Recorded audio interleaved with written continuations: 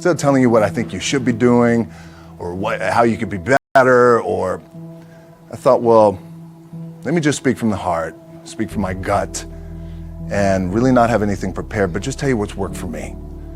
And maybe some of the stuff that's worked for me might work for you now, currently, presently, as you guys have your goals and ambitions, but then further on down the line, as you guys continue to live your life. This idea and this notion that you could be anything you want, and you can accomplish anything you want, right? We hear that. You've heard that from the time you were little boys. You hear that now. You're already incredibly accomplished. You guys know that. The thing that has worked for me is to remember the hard times. So, and I'm sure you guys all have your processes, and again, I'm going to tell you what's worked for me.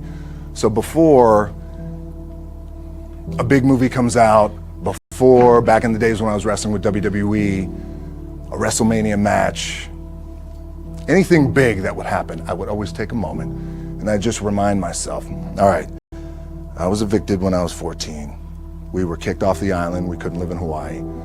Had no place to live. A lot of shit happened then when I moved to Nashville. I was arrested multiple times by the time I was 16 years old. I would remember that, and it allows me then to be present in the moment and understand, holy, the stuff I have around me right now, this is the shit that I dreamed of when I was a kid. I am here. I played for University of Miami, played for great teams. Warren Sapp, Ray Lewis, they were my teammates. They were balling. Warren Sapp was playing tight end that time. I was starting defensive tackle. Yeah. They moved him over to D-line. And he looked at me, he's like, yo, dude, I'm gonna take your spot. And I said, you ain't taking my spot. He said, I'm gonna take your spot. I said, no, you ain't. We battled, and he took my spot. Now you can imagine how that with me, because there goes my opportunity. He went in, switched to defensive tackle, lit the world on fire. Well, what that did, it crushed me, it crushed my dreams. I had a piss poor senior year, zero production, no NFL, no combine invite, nothing. Finally went to the CFL, Calgary Stampeders, making $250 a week Canadian.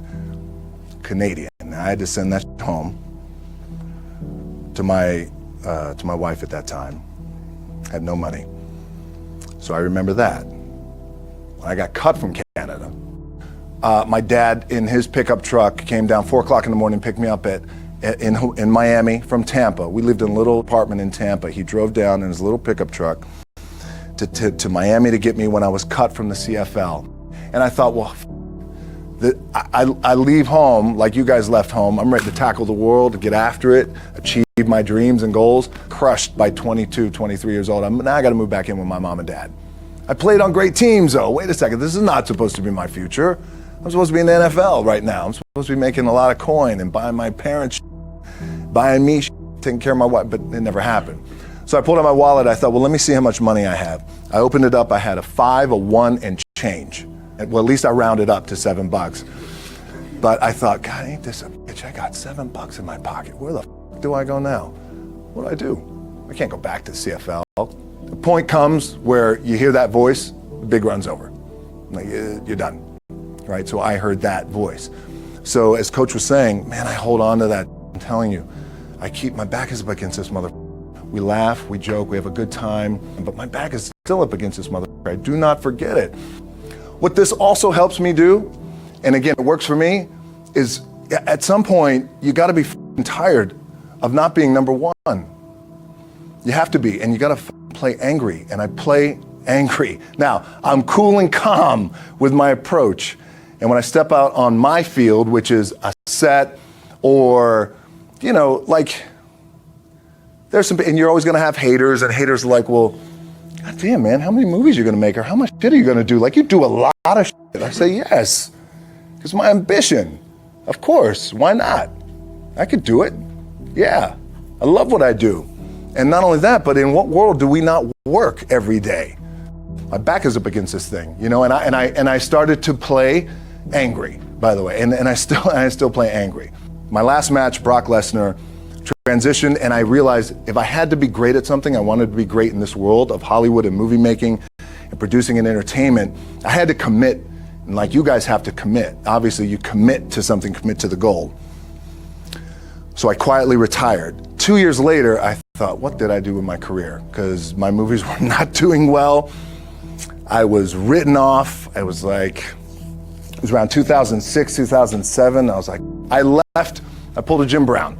I left when I was on top, like number one in the wrestling business, and I left. It was a ballsy, gutsy, some call it stupid move, but I had to commit and I had to follow what was in my gut.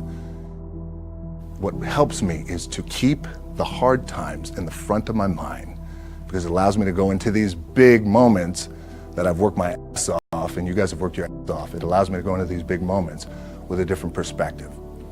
What it also does for me, and again, this is what works for me. Like, my back is up against this mother. Every day, it's against this wall.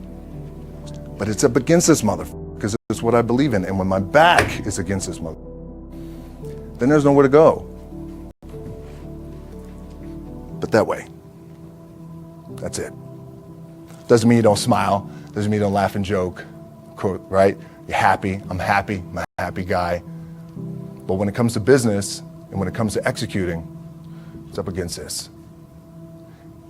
And I got to go that way. And I don't give a fuck who is in front of me. They're not going to stop me.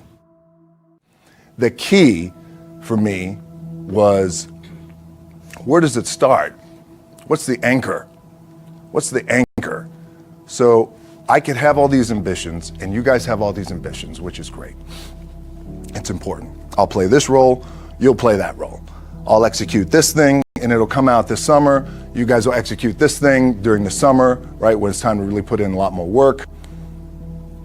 But the key with me is just always finding what the anchor is. And the anchor is getting up at 4 o'clock in the morning every day before anybody else, and grounding my thought process is in the no one will outwork me. No one. I love and I respect you guys. Motherfucker won't outwork me. All starts with this. 2 hands, putting it to work. My last match in WWE, I'll share this with you guys too, is that, again, because there's a little bit of takeaway here from all this, is I wrestled John Cena, and I went in, and I think it was 2013, I went in WWE champion, and we went in MetLife Stadium. We had a record-breaking attendance, which was amazing that night. We accomplished our goal. So I wrestled with John Cena, and we had 45 minutes planned for the match. It's nonstop, go, right? So your conditioning is tested. And at that time, I wasn't full-time in WWE. I was just doing these spot matches where I was still shooting G.I. Joe, I think, or Pain and Gain at that time. It was Fast and Furious 6 in London. Had to travel in the ring, get all my ring work in, travel back to shoot Fast and Furious, then back, WWE Raw, doing those shows. The big build-up to WrestleMania against John. We get to MetLife Stadium. It's a big night. This is it. It's game night, right? It's championship night for me. 45-minute match planned out. There's no cut. There's no, all right, well, let's pick it back up tomorrow. You know, it's go time. It's just like you guys in a game. At the 15-minute mark, bang! I feel something pop. I'm like, boom! What the I'm laying there, and both of us are out. I said, oh, fuck, something's going on.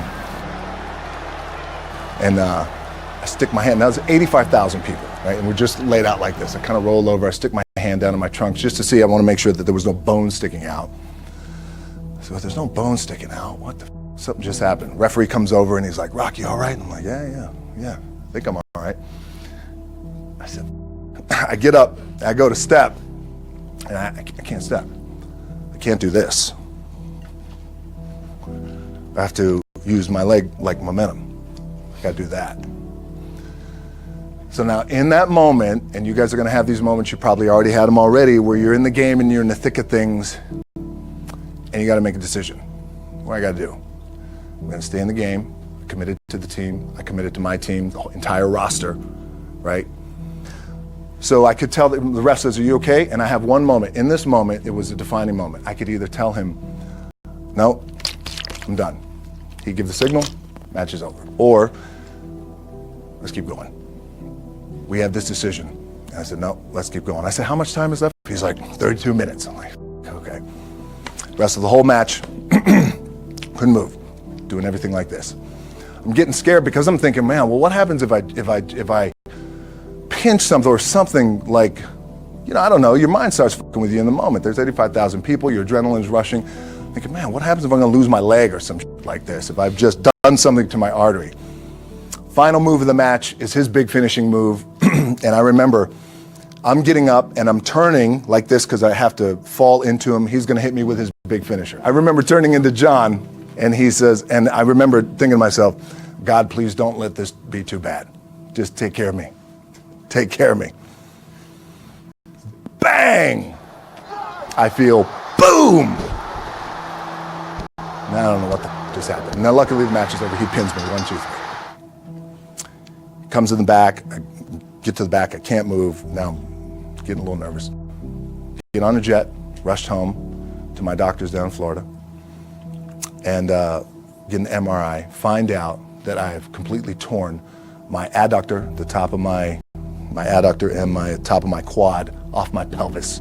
What I was proud of was to walk out on my own, but not only that, but in this moment where the odds are against you, people are watching, your team's depending on you, you either say, I'm done, or this whatever the is going on, it's temporary, and it may fuck me up at some point down the road.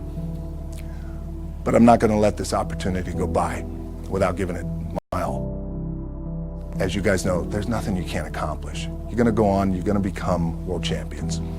The key for me, what I think one of the keys is, remember where you came from, keep that in the front of your mind, and when shit goes bad and it goes sideways, a lot of shit does, you're getting booed out of the building, or you're coming through this injury, or people are writing you off, oh, you guys ain't make it, any of that. You gotta keep it in here. And it really has to, it should drive you. It should. It works for me. It should drive you. You got all the talent in the world. It's all here.